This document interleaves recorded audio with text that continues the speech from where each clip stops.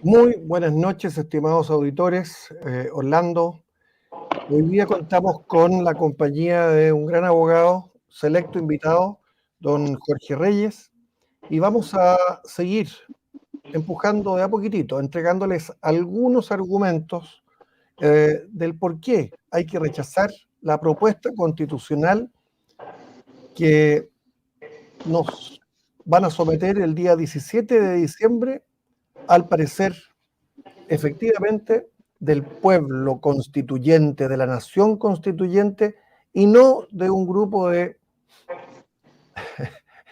dirigentes o directivos de algunos partidos políticos, otros que se dejaron influir, y, en fin, todos conocemos el cambullón del que hemos sido víctima y objeto.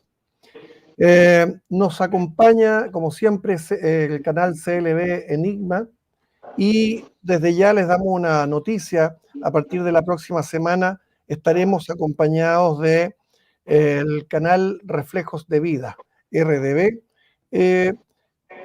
quienes difundirán y multiplicarán la visualización y visibilización de este programa. Jorge, te damos la bienvenida y quiero partir con un tema fuerte inmediatamente. A ver si nos puedes ayudar a nuestros auditores, en particular a entender los efectos de la Agenda 2030, cómo estaría abriéndose paso en esta propuesta constitucional y los efectos en la familia, en este núcleo o célula fundamental de nuestra sociedad. Jorge, buenas noches. Hola, buenas noches. Muchas gracias por la invitación. Espero se vea bien.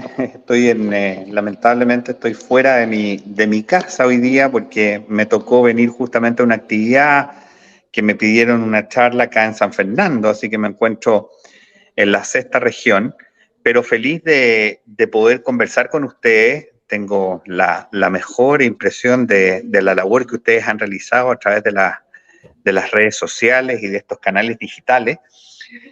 Los he escuchado mucho, es un canal muy profundo, con muchas ideas muy buenas, así que los felicito por de pronto en la defensa de la cultura occidental que están haciendo.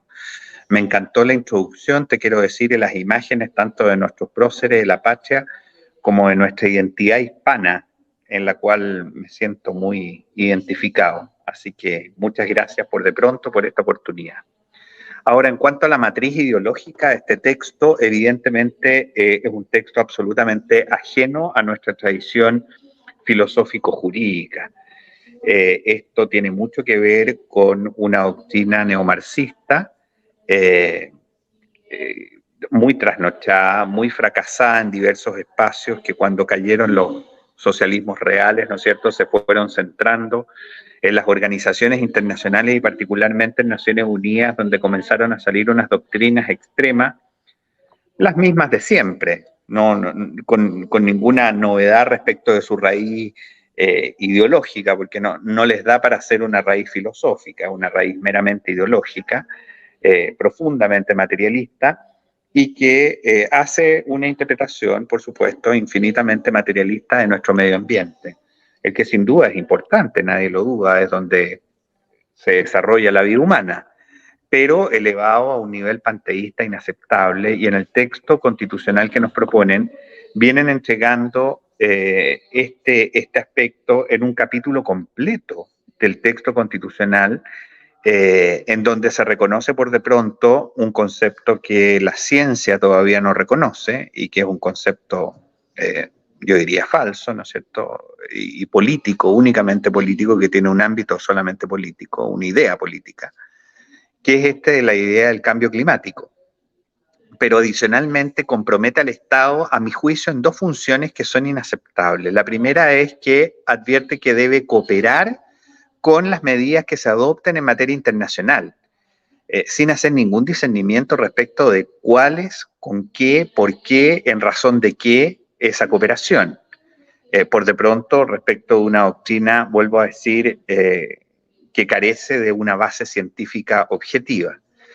Pero en segundo lugar, y esto es lo que a mí me parece más preocupante en el ámbito de lo que ustedes preguntaban o lo que planteaban al principio en el tema de la familia, es con la introducción de una educación climática. Y yo les aseguro que esa educación climática no va a ser con el manual de los cortapalos, ¿no es cierto?, que pudiese ser muy inocente, sino que va a ser con la Carta de la Tierra. Esa es la realidad. Y sabemos cuál es el origen de esa Carta de la Tierra, absolutamente panteísta, ajeno a nuestra filosofía cristiana y occidental, y profundamente materialista. De modo tal que yo me temo, lamentablemente, que aquí lo que ocurra en materia en virtud de este capítulo, que no solamente va a significar una permisiología agigantada respecto de los posibles proyectos, pero también un adoctrinamiento inaceptable que deja como letra muerta, por ejemplo, el derecho de los padres, el derecho y el deber preferente de los padres de educar a sus hijos.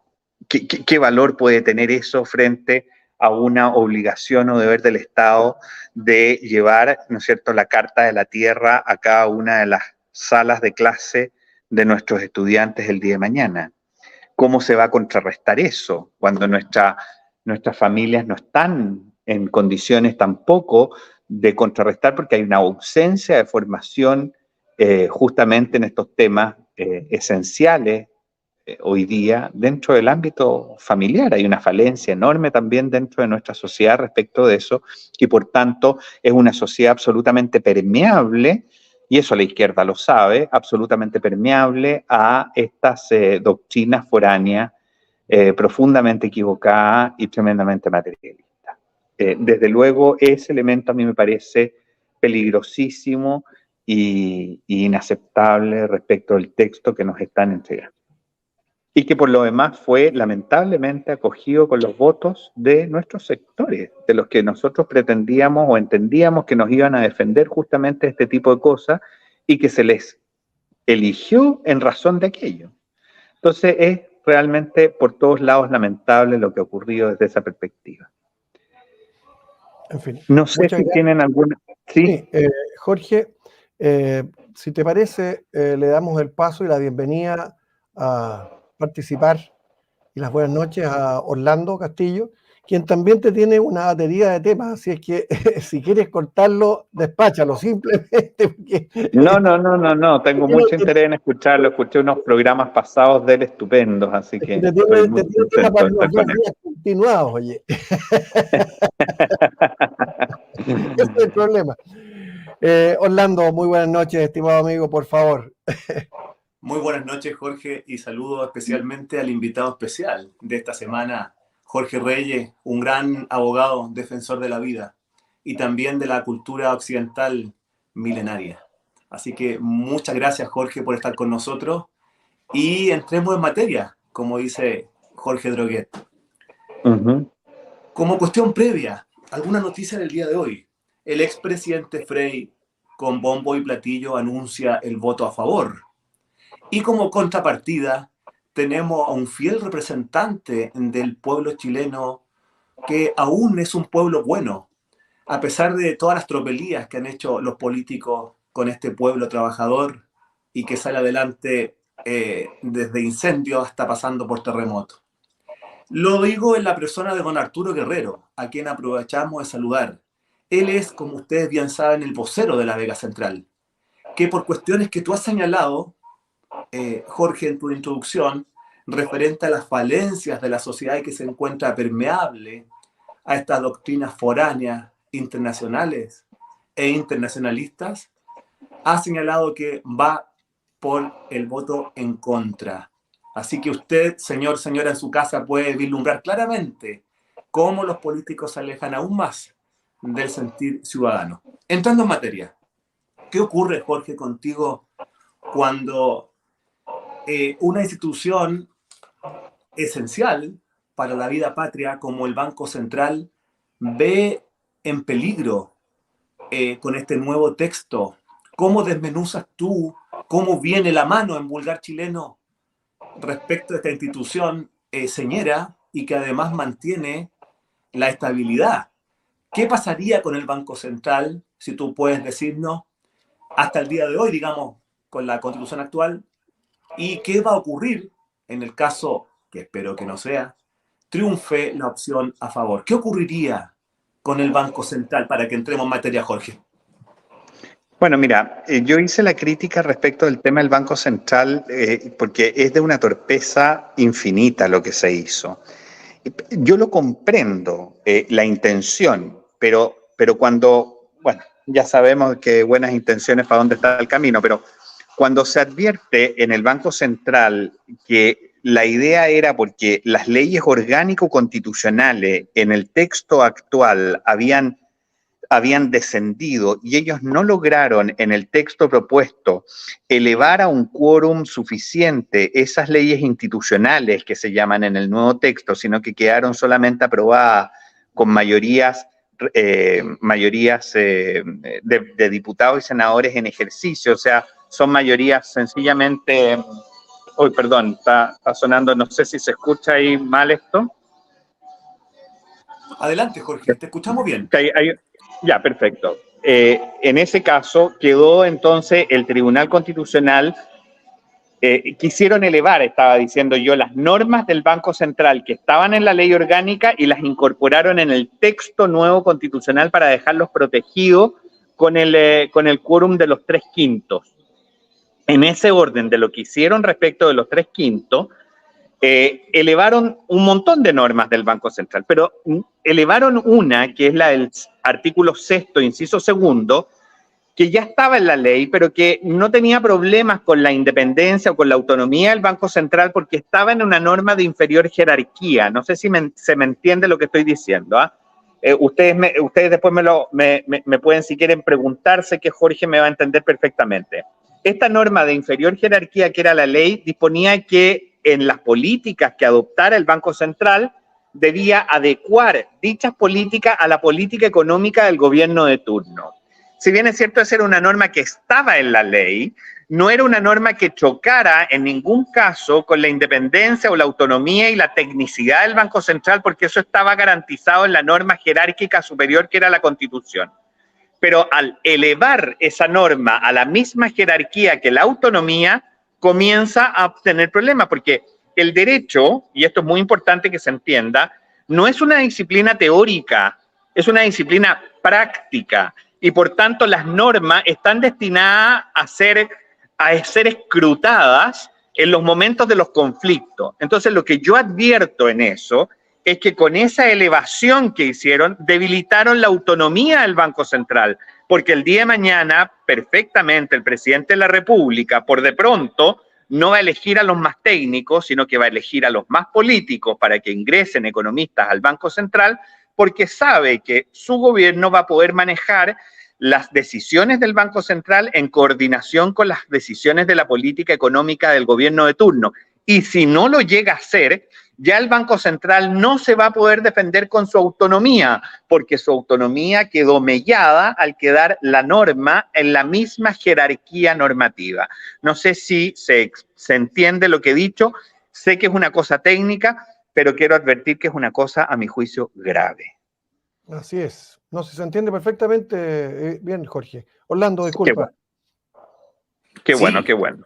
Muy interesante. Yo quise tocar el tema porque además las leyes orgánicas constitucionales, como tú apropiadamente lo has señalado, pasan a ser meras leyes institucionales. Hay que señalar también, y eso el pueblo de Chile tiene que tomar nota, que la rebaja del quórum constitucional, que eran 2/3 algunos capítulos y 3/5 la mayoría, baja a 4/7. Entonces la derecha entiende que las leyes orgánicas no podían tener el mismo quórum constitucional.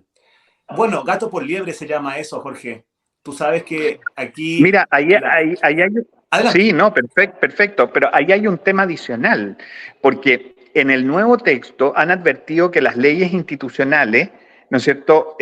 O sea, que por las razones de que las leyes institucionales elevaron algunas normas de las leyes orgánico-constitucionales al texto constitucional para protegerlo, cometiendo este error, ¿no es cierto?, de elevar esta disposición que mella la autonomía del Banco Central. Pero no las elevaron todas, evidentemente, porque es imposible. Estamos hablando de cerca de 12 leyes orgánico-constitucional que están en el texto constitucional y que tienen diversa importancia. Por ejemplo, la Ley General de Enseñanza, la Ley de las Fuerzas Armadas, la Ley de Contraloría General de la República, el propio Tribunal Constitucional, etcétera. Entonces, de manera que no han podido protegerlas todas y esas leyes han quedado en el texto que nos proponen al mismo nivel de las leyes orgánicas constitucionales con el quórum que se aprueba, pero con una diferencia fundamental, y es que las leyes institucionales hoy día, a diferencia de las leyes orgánico-constitucional que aún están en el texto actual, no van a ir al control obligatorio del Tribunal Constitucional y preventivo. La ley orgánica constitucional hoy día tiene esa base o ese sedazo aún de poder escrutar la constitucionalidad del texto, de su modificación, de su derogación o de su incorporación al texto. En cambio, la ley institucional deja fuera del control preventivo y obligatorio del Tribunal Constitucional. Adicionalmente, en ese orden, debo advertir que el propio Tribunal Constitucional queda solo con un control que se llama represivo, o sea, posterior, cuando por ejemplo, se presenta un requerimiento por parte de parlamentarios respecto de un aspecto o de un proyecto de ley entero. Solo va a quedar en esas condiciones, va a poder conocer, va a tener competencia el Tribunal Constitucional para conocer, pero aún así, su sentencia, a diferencia de lo que ocurre hoy día, no va a tener valor en sí misma. Es decir, hoy día la sentencia del Tribunal Constitucional, si dice que un precepto, una ley o todo el texto es inconstitucional, no hay ley sobre la materia e incluso nuestra Constitución ocupa que contra la sentencia del Tribunal Constitucional no cabe recurso alguno, advierte. El nuevo texto que nos proponen, la facultad del Tribunal Constitucional para conocer de un asunto, vuelve al Congreso. O sea, si el Tribunal Constitucional declara que una norma es inconstitucional, el Congreso vuelve a conocer de eso para saber cómo soluciona el vicio. O sea, es una cosa de no entender, o sea, no han entendido que el Tribunal Constitucional en la función que tiene es una función de ejercer una acción de nulidad, porque el vicio de constitucionalidad es un vicio de nulidad, porque es respecto a una norma inferior respecto de la superior.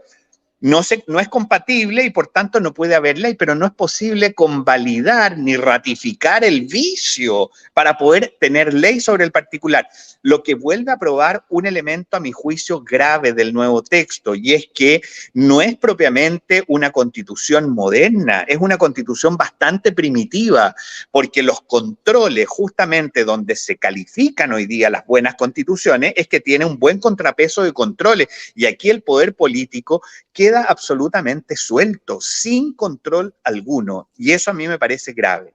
Quiero también advertir que respecto de esto es una vieja aspiración de la izquierda, en el sentido que habían acusado siempre al Tribunal Constitucional como que era una tercera cámara, lo que es absolutamente falso, porque nosotros sabemos que el Tribunal Constitucional ejerce una función muy distinta de la función política que ejercen en el Congreso, la Cámara de Diputados y el Senado.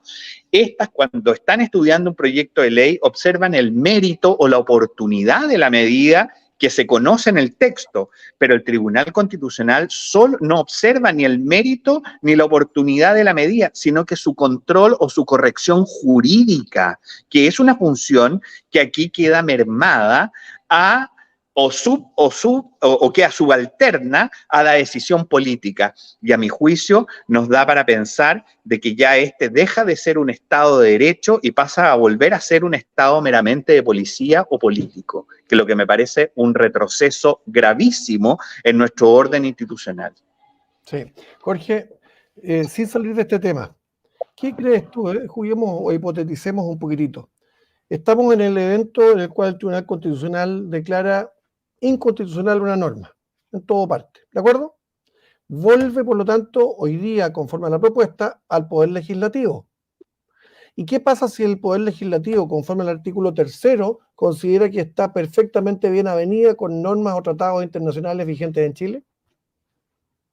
Y no solo eso, sino que además, como tiene el deber de remover obstáculos, puede ser un obstáculo llamado a remover, porque no nos dice cuáles son.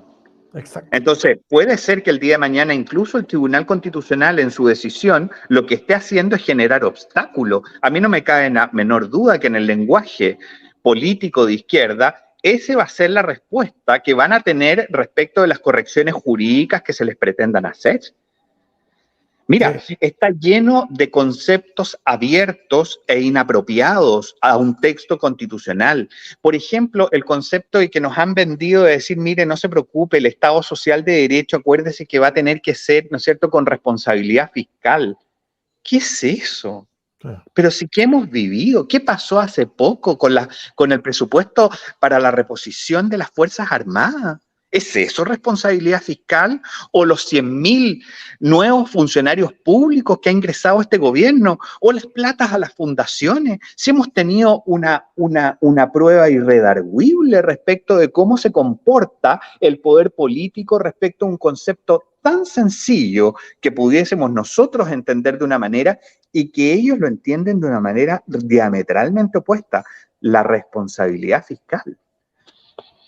Así es. Bueno, en el caso de este gobierno, pese a lo serio que se ve el ministro de Hacienda, en apariencia, más se parece a un sistema de irresponsabilidad fiscal.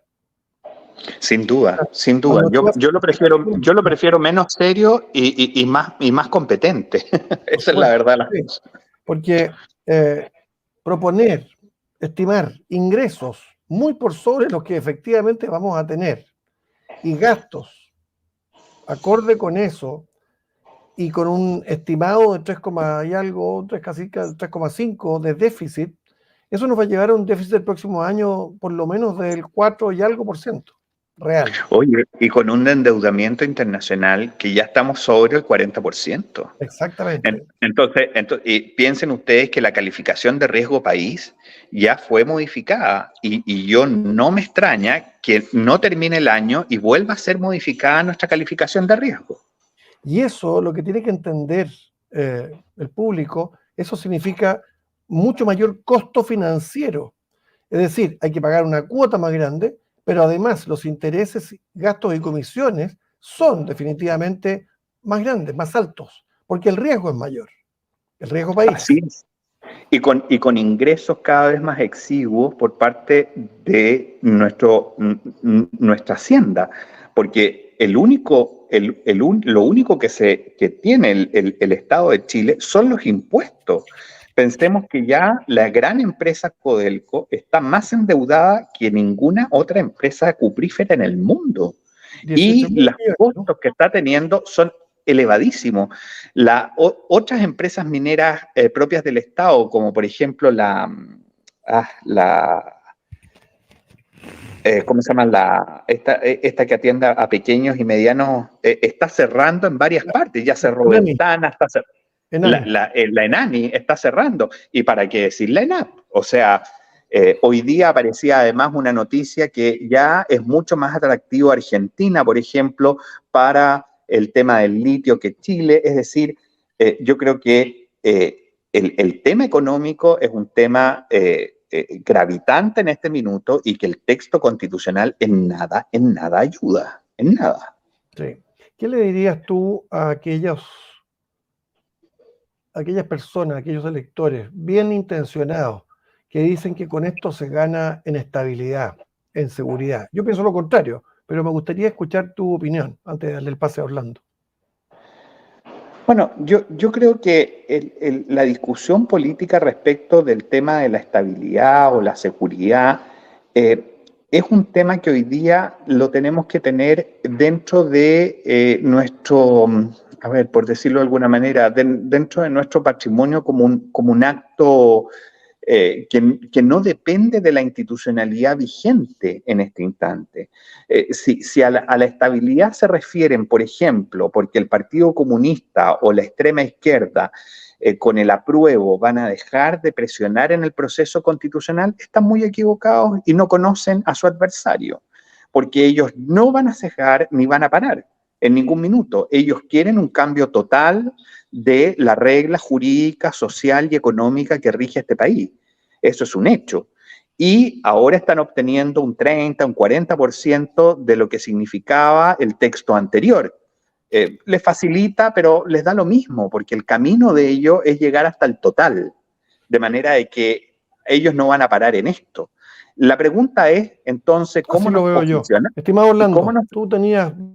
Perdón, ¿cómo nos posicionamos? Quiero advertir solamente, ¿cómo nos posicionamos mejor frente a ello? A mi juicio, obligándolos, ¿no es cierto?, a advertir que solo el imperio de la ley y solo nuestra institucionalidad en sí misma, ¿no es cierto?, está reforzada por un respaldo popular en que esto no se los vamos a permitir. Y me parece que eso lo representa mucho mejor el en contra que el a favor, por de pronto.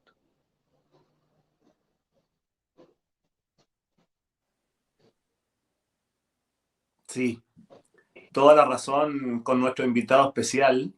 Y él señaló algo muy, muy interesante. La vieja aspiración de la izquierda era sacar, tú me corriges si me equivoco, del combate al Tribunal Constitucional. Y para esto fueron pavimentando el camino, sabemos muy bien, con la musiquita antigua de la Tercera Cámara. Y si recordamos bien, Jorge, en el borrador rechazado de la Convención Constitucional, el Tribunal Constitucional quedaba meramente casi como un contencioso administrativo, si uno lo piensa, rebajado de nivel. Algunos han dicho en tono de sorna, quedaba como juzgado de policía local. Bueno, sin ir más lejos, quiero llevarte a lo siguiente.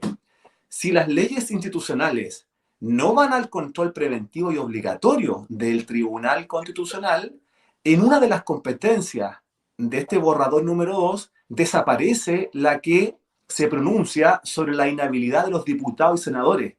¿Eso a tu juicio te hace razonar en el sentido de que este es prácticamente que el poder político, el poder legislativo queda sin control?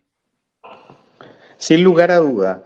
Mira, eso y adicionalmente cuando uno ve el tratamiento único y especial que en el nuevo texto se le da a los partidos políticos como los únicos que participan de la vida parlamentaria o de la vida política en sí.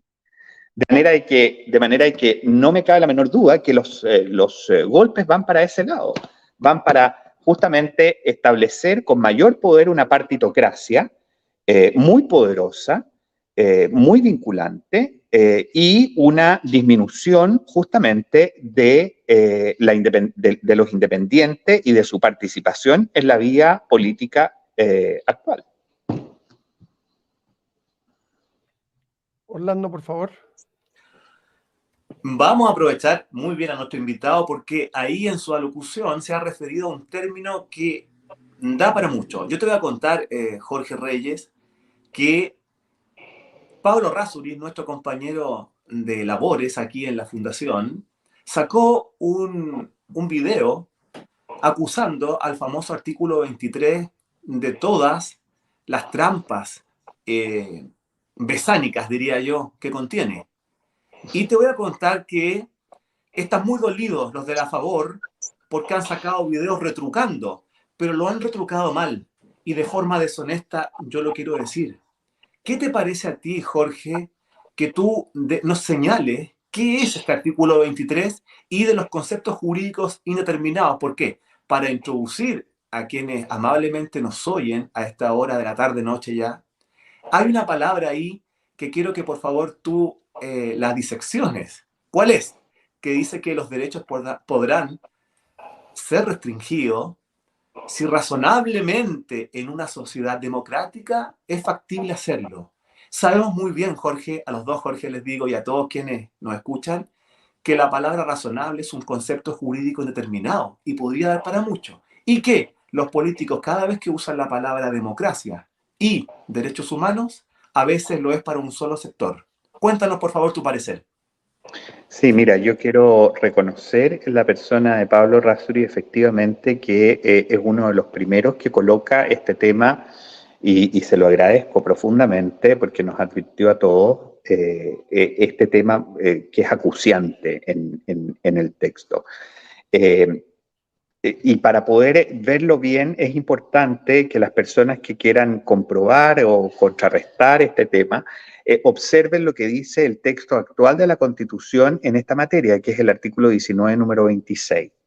respecto de los derechos esenciales, ¿no es cierto?, que son los que están descritos en el artículo 19 y que ahora aparecen en el nuevo texto en el artículo 16, advierte que solo por ley pueden limitarse o restringirse los derechos garantizados por la Constitución.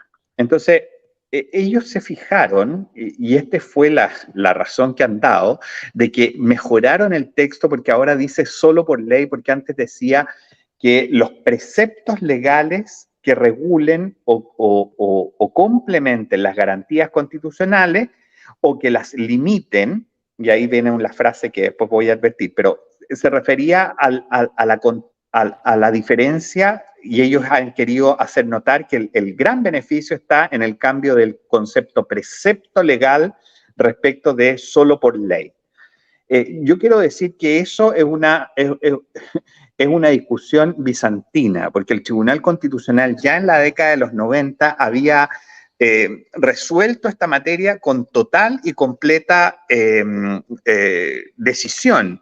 Es cierto que algún ejecutivo había intentado hacer restricciones vía decreto supremo o vía decreto reglamentario, pero el Tribunal Constitucional no había dudado nunca en advertir que eso no podía hacerse y que solo estaba vedado al legislador en los casos que la Constitución autorizaba, porque siempre se referían al derecho de propiedad.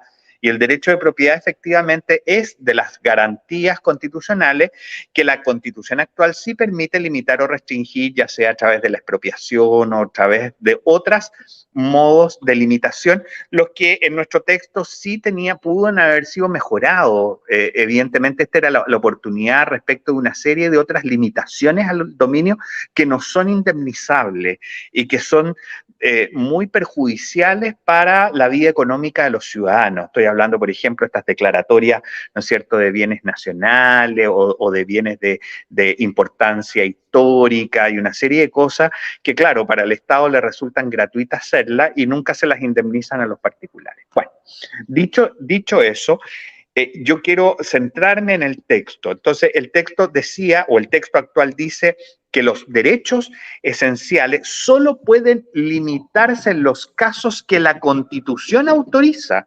Y el texto que nos proponen es que ahora pueden limitarse o restringirse todos los derechos. Y ahí está la diferencia fundamental, porque para que nosotros sigamos advirtiendo que, por ejemplo, la ley de aborto en 3 causales es inconstitucional, es, entre otras cosas, por esta disposición, porque el derecho a la vida no admite esa excepción respecto del no nacido, aun cuando más le da la obligación de proteger la vida del que está por nacer en el propio texto constitucional.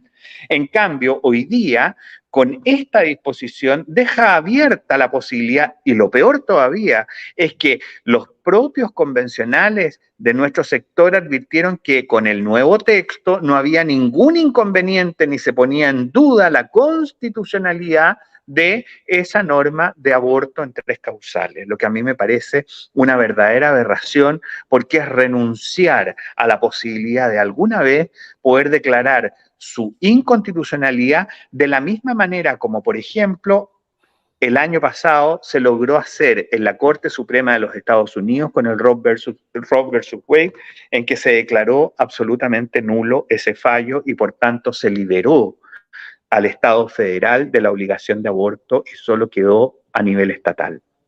Entonces, es de una irresponsabilidad enorme, pero las consecuencias que tiene esa disposición son realmente insospechadas, porque yo advierto que, por ejemplo, hay muchas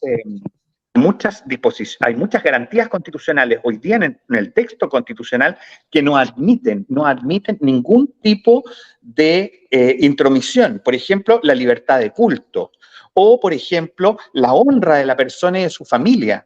No pueden ser limitadas ni pueden ser restringidas por disposición legal alguna. Y hoy día eso sí va a poder ser. Yo me planteo el siguiente ejemplo. Por ejemplo, ¿qué pasa si el día de mañana una ley simple dijera, mire, se prohíben el desarrollo de los cultos en los bienes nacionales de uso público y por tanto se acabaron las procesiones, se acabó que el mundo evangélico pueda predicar en las calles o en las plazas. ¿Por qué? Porque se ha estimado, ¿no es cierto?, que la mayoría de las personas no profesa esa fe y se molesta respecto a los espacios públicos, le dan todas las características razonables y además de acuerdo con el principio democrático, sin afectar el derecho en su esencia, porque permiten que el culto entonces ingrese privadamente a los recintos donde puede hacerse, pero nunca más en los recintos públicos. Bueno, ¿van a haber afectado el derecho en su esencia? No, pero lo van a haber limitado, cosa que hoy día no lo pueden hacer. A un obispo, yo le advertí hace poco y le decía, ¿y qué va a pasar el día de mañana?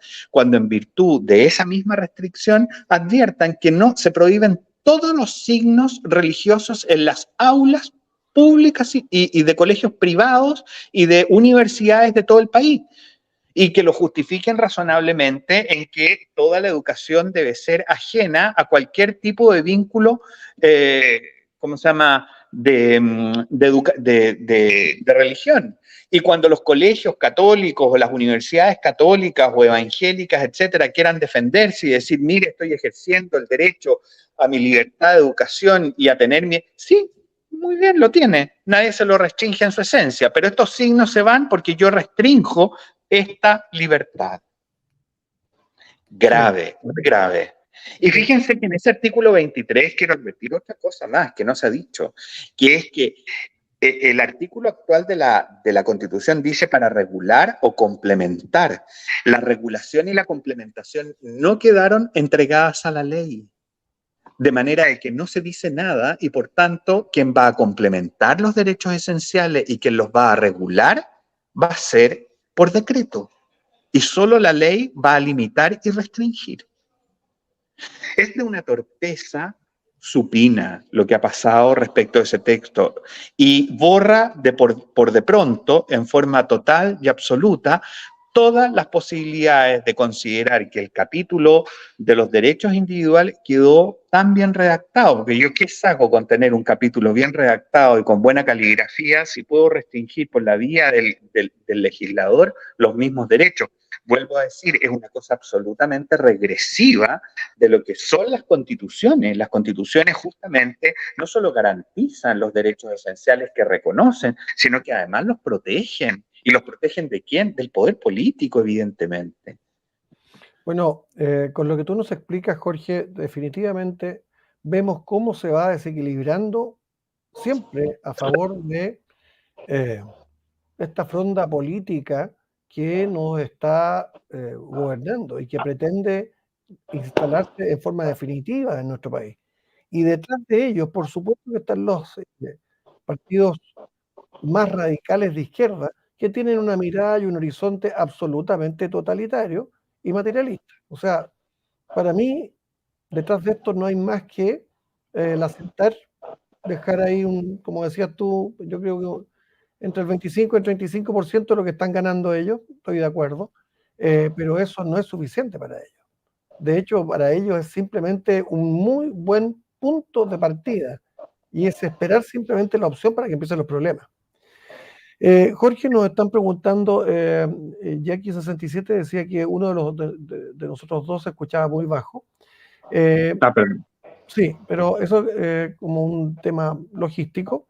Pero lo más importante, Jorge, es que están preguntando ya por tercera vez qué pasa con las Fuerzas Armadas en este proyecto. Y ahí, obviamente, estamos hablando de lo que es el capítulo de la Defensa Nacional, los artículos 114, 115 y 116 de la propuesta constitucional. Mira, yo he hecho un análisis de eso con mucha preocupación también, porque si bien es cierto, el texto original de llamado experto eliminaba el capítulo de las Fuerzas Armadas y las reducía sencillamente a estar dentro del capítulo del Ejecutivo, parecía un logro importante el que se hubiese mantenido un capítulo especial respecto a las Fuerzas Armadas, no solamente por un mérito de que lo merecieran, sino que porque la función que cumplen efectivamente es una función del Estado, independiente del gobierno en esa materia, aun cuando exista esta sumisión, por supuesto, en tiempos de paz a la autoridad política. Pero a mí lo que me ha preocupado es observar la disposición específica, sobre todo el artículo 114, en que se reduce a una mera materialidad de defensa la actividad de las Fuerzas Armadas. Fíjate que el artículo 101, que es el artículo actual, el primer artículo del capítulo de las Fuerzas Armadas en la Constitución actual, advierte, como lo hace el texto nuevo, que las Fuerzas Armadas están constituidas por el Ejército, la Armada y la Fuerza Aérea. Y a reglón seguido establece que las Fuerzas Armadas existen para la defensa de la patria. Ese es el primer aspecto existencial, o sea, hay un vínculo existencial entre las Fuerzas Armadas y el concepto patria. Existen para la defensa de la patria. El texto que nos proponen a las Fuerzas Armadas las reducen a meros deberes materiales de la seguridad de la nación y de la integridad territorial del país, únicamente. O sea, dos aspectos de defensa específicos, pero no les dicen que existen para la defensa de la patria, eliminando por de pronto el concepto patria y este vínculo existencial. Esto a mí me lleva a pensar que es tanta la tranca que tiene esta izquierda radical respecto del tema de las Fuerzas Armadas, que nunca han querido entender que son instituciones permanentes del Estado, invaluables para Chile, queribles para su pueblo y de una tradición importante respecto de su creación hispánica como una capitanía general, esta nación chilena, desde sus orígenes, vinculadas justamente a este concepto de las Fuerzas Armadas, que no comprenden que ellas representan y que ellas conllevan una serie de otros valores que los encarnan. Bajo el concepto meramente reducido de que las Fuerzas Armadas están destinadas solo a la defensa de la nación y la integridad territorial, quiero advertir que ni Bernardo Higgins, que fue padre de la patria, y José Miguel Carrera, que además tiene la función de ser el primero que establece el ejército, ¿no es cierto? Y como se llama, y se vincula también en la defensa, habrían cumplido la función propia del ejército en este texto, porque ellos no defendieron la integridad territorial ni ejercieron la defensa de la nación. Ellos justamente defendieron a la patria, por algo son nuestros padres de la patria. Nuestros héroes máximos, como un Arturo Prat o un Ignacio Carrera Pinto, por Dios, el día 9 de julio, ¿no es cierto?, en que celebramos ese glorioso hecho de la Batalla de la Concepción con el heroico acto de 77 jóvenes, ¿no es cierto?, chilenos, que dieron su vida por la patria. Bueno, el juramento a la bandera se hace por la patria. Chile canta en su canción nacional Dulce Patria, ¿no es cierto? Entonces, este desvincular, este vaciar de contenido espiritual superior de las Fuerzas Armadas tiene una clara matriz ideológica de izquierda. Pero no me voy a quedar ahí, porque la siguiente función que eliminan es aún más evidente, porque el texto actual de la Constitución que nos rige, después de decir que existen para la defensa de la patria, advierte que son esenciales para la seguridad nacional, no para la seguridad de la nación, sino que seguridad nacional. ¿Y qué es esto que sean esenciales para la seguridad nacional? ¿Qué es el concepto de seguridad nacional y por qué nace? Quiero advertirlo. El concepto de seguridad nacional es un concepto que se vincula directamente y se incorpora en el concepto del bien común, que es la finalidad propia del Estado de Chile hoy día. ¿Y qué bien común? No cualquier bien común, el bien común de Occidente, el bien común tomista, que está muy bien definido en el propio texto, que dice que son las condiciones que le permiten a todos y a cada uno alcanzar su mayor realización espiritual y material posible, con pleno respeto a los derechos esenciales, en donde el Estado tiene una actitud de servicialidad. Este concepto de seguridad nacional surge en Occidente no como una doctrina, sino que como un concepto frente a los totalitarismos que asolaron cruelmente el siglo XX. Me estoy refiriendo al fascismo, al nazismo, al comunismo. Todo para el Estado, todo dentro del Estado, nos decía el fascismo, todo por el partido, todo con el partido, nos dirá el comunismo, todo por la raza, todo dentro de la raza y solo por la raza, nos dirá el nazismo. De horrorosas, ¿no es cierto?, imprecederas recuerdo. 6 millones de muertos, 40 millones de muertos, 100 millones de muertos, la Unión Soviética con todos sus satélites, entre otros Cuba, etc. Bueno, contra ese totalitarismo se alzó este concepto en el que se le vincula esencialmente a las Fuerzas Armadas y que está en el destino final de la patria y también es posible decirlo en el inicio de la misma. Y por eso es que es esencial e importante.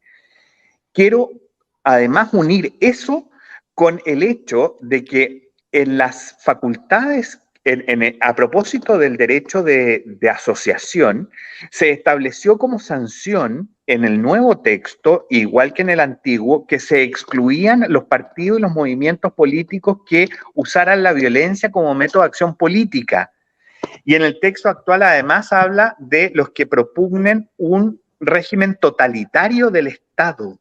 Pues eso en el nuevo texto no quedó, porque nos advirtió tanto el Partido Republicano como Chile Vamos que había sido un gesto que le entregaban a la izquierda. O sea, no han entendido nada.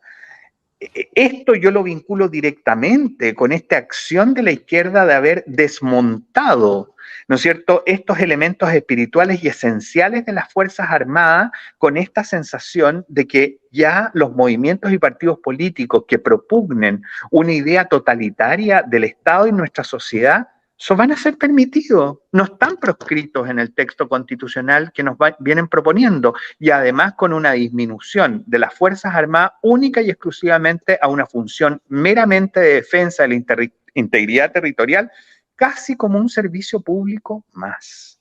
Sí. Entonces, a mí me parece esto de una gravedad y de una denuncia de la matriz ideológica del texto que no nos puede mover a engaño. Sí, Jorge, muchas gracias, pero para cerrar este punto me interesaría una vez más proponer una situación teórica por el momento, pero que ya desde el punto de vista de nuestros vecinos está tomando un color práctico. La DIFROL está preocupada por el interés de Argentina en la proyección y proyectarse hacia Antártica desde un par de islotes, más de un par, pero islas pequeñas, al sur del Beagle. ¿Tú crees que con la nueva constitución las Fuerzas Armadas podrían libremente entrar en la protección de la soberanía o en la protección de la integridad territorial? Yo dificulto muchísimo porque vuelvo a decir, las Fuerzas Armadas quedaron reducidas a un rol meramente funcional, material, como un servicio público cualquiera, y no a la categoría justamente que a ellas les corresponde como integrantes del Estado propiamente, pero más allá del Estado, propios de la nación y de la patria chilena. Entonces, yo creo que nuestras Fuerzas Armadas no deberían moverse equívocos en esta materia. Aquí hay una rebaja de categoría esencial y además se pone en peligro, como dices tú, ahí en un caso muy concreto, sus funciones esenciales. ¿Quiénes son los que más pueden advertir, pueden conocer y pueden generar cuáles son las acciones disuasivas por las cuales debe encaminarse Chile para los efectos de contrarrestar una cosa de esta naturaleza? Son ellas, sin duda. Son las que tienen la experiencia, son las que tienen la estrategia, son las que se han tenido esa formación. Si más que mal, un almirante, un general, por Dios, si es una formación enorme para el Estado, es un patrimonio para todos los chilenos gigantesco de un profesional de alto nivel. Entonces, esto de reducirlos meramente a una función meramente material, a mí me parece gravísimo, gravísimo. Y eso sin sumar los efectos que puede hacer la restricción presupuestaria a la cual libremente pueden estar afectadas. Así es, así es. Estimado responsabilidad fiscal. Sí, estimado, bueno, irresponsabilidad propongo yo, que es lo Claro. que seriedad, pero irresponsable. Una apariencia Sí. de responsabilidad. Estimado Orlando.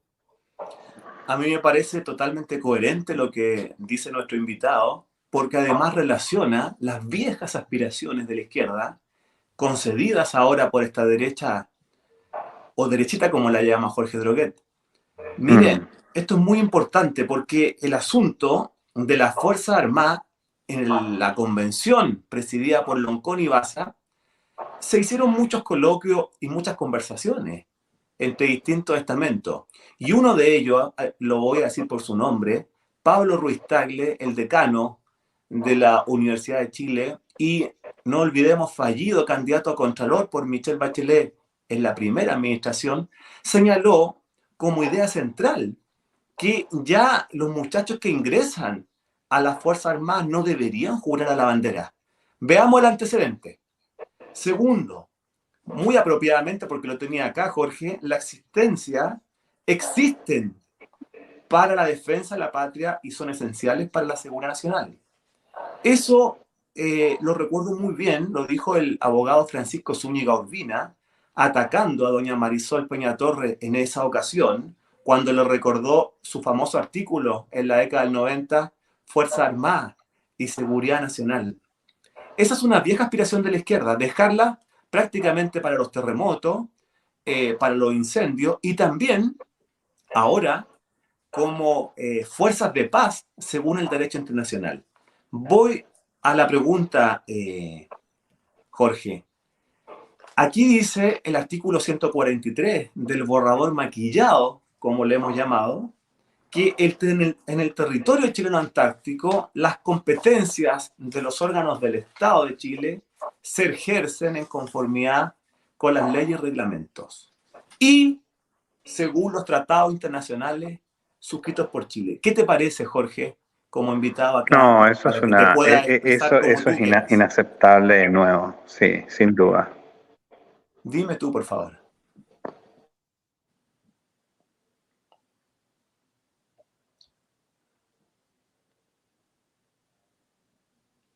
Orlando, ¿tienes tú un parecer introductorio para enfrentar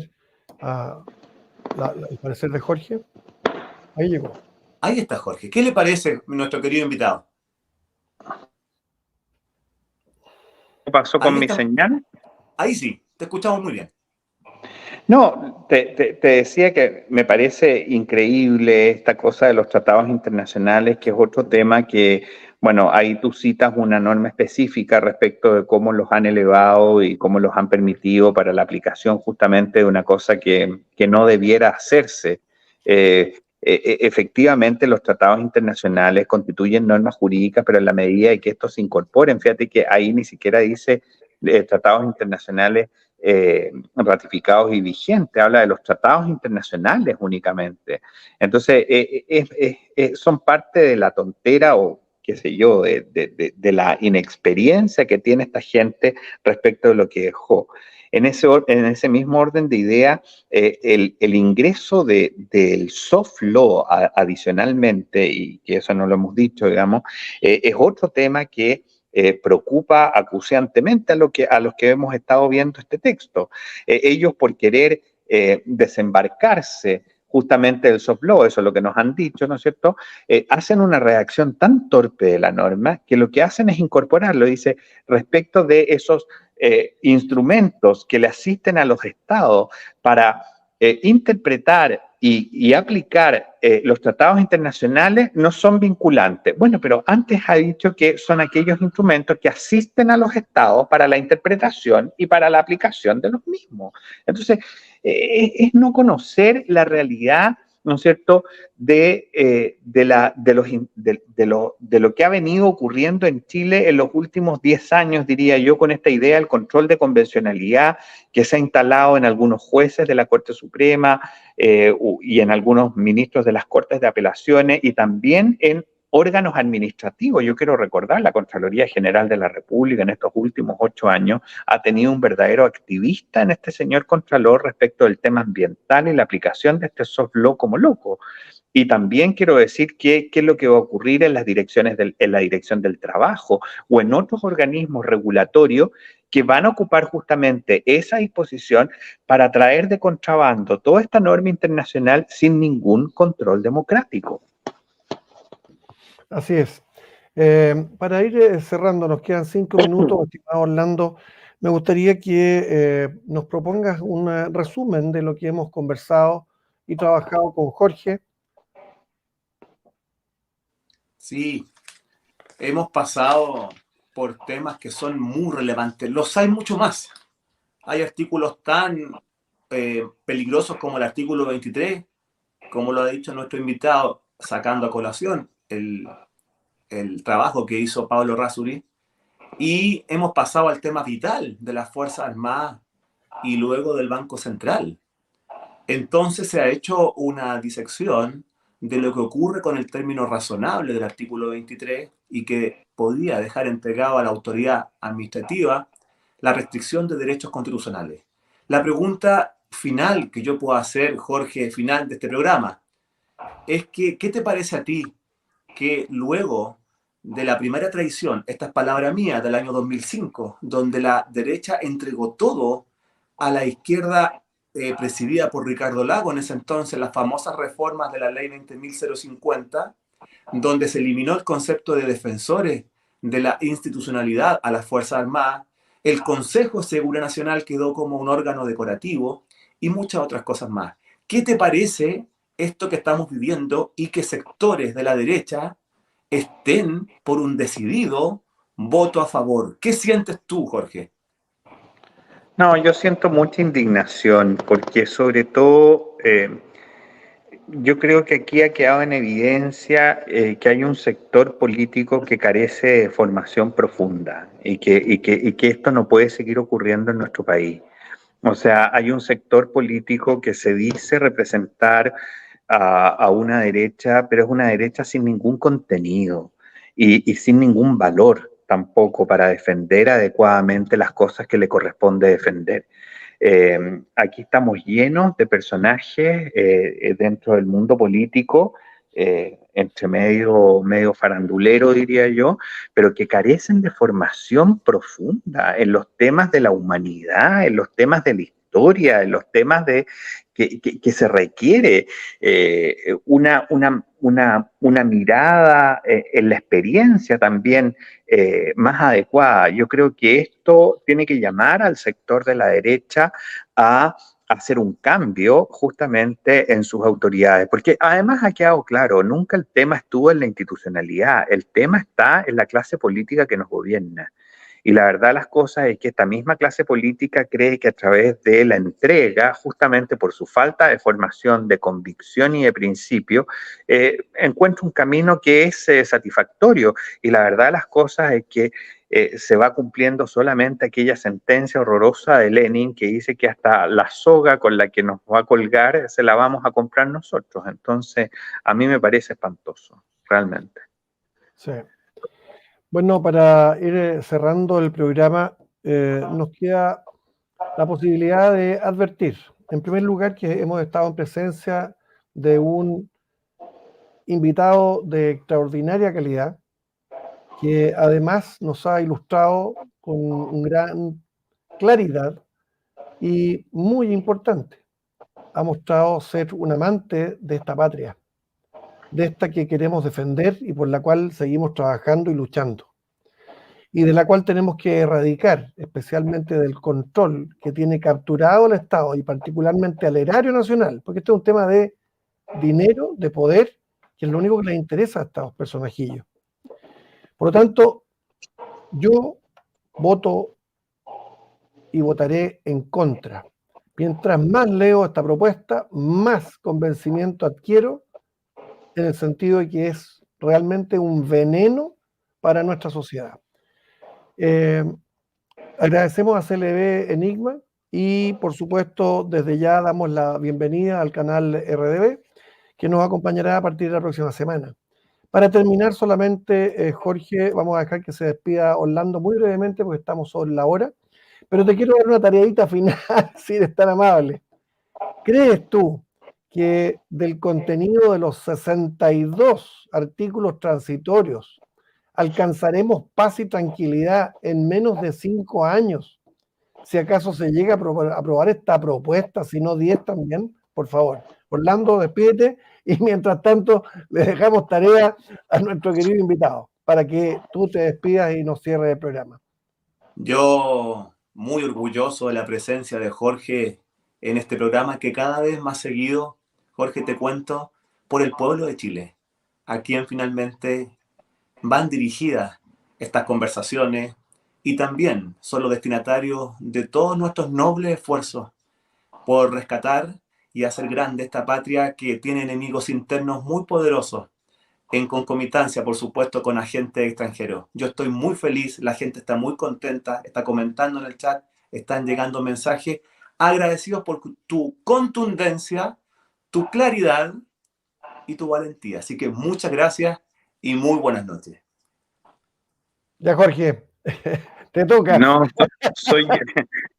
yo soy el agradecido del espacio que ustedes me han dado, los felicito por esta iniciativa, etcétera, y un gran abrazo. En lo que me pregunta Jorge, la verdad las cosas es que no hay ninguna posibilidad que esto termine con el famoso apruebo. Las 32 me parece que son leyes que tienen que dictarse. Además, vienen establecidas algunas a 1 año, otras a 3 años y otras a 5 años. Yo doy firmado que ninguno de esos plazos se va a cumplir, sino que se va a extender incluso hasta 10 años, de manera de que las personas que creen que con el apruebo esto va a terminar, les quiero advertir que esto recién comienza en una discusión increíble que vamos a tener por los próximos 10 años sin que nuestras autoridades políticas se hagan cargo de cuáles son verdaderamente las necesidades apremiantes de la población chilena.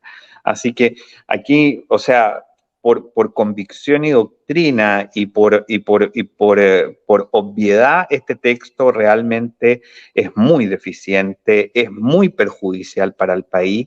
Y yo los llamo a un voto reflexivo en ese orden para los efectos de impedir que esto se consume y con la convicción de que, como dijo Thomas Jefferson, el precio de la libertad es la vigilancia permanente. En ese acto no podemos sesgar, no podemos parar, tenemos que estar siempre atentos a esa vigilancia permanente por la libertad que obtuvimos en el texto constitucional que nos rige actualmente y además que ha sido exitoso para el desarrollo de la nación.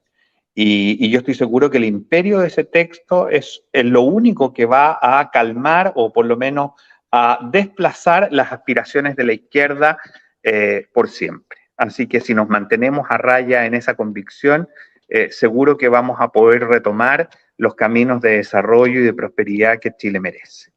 Eso, muy agradecido de nuevo. Muchas gracias, Jorge, y confiados en la providencia, en nuestro Señor y la Santísima Virgen. Muy buenas noches. ¡Viva Chile! Viva Chile.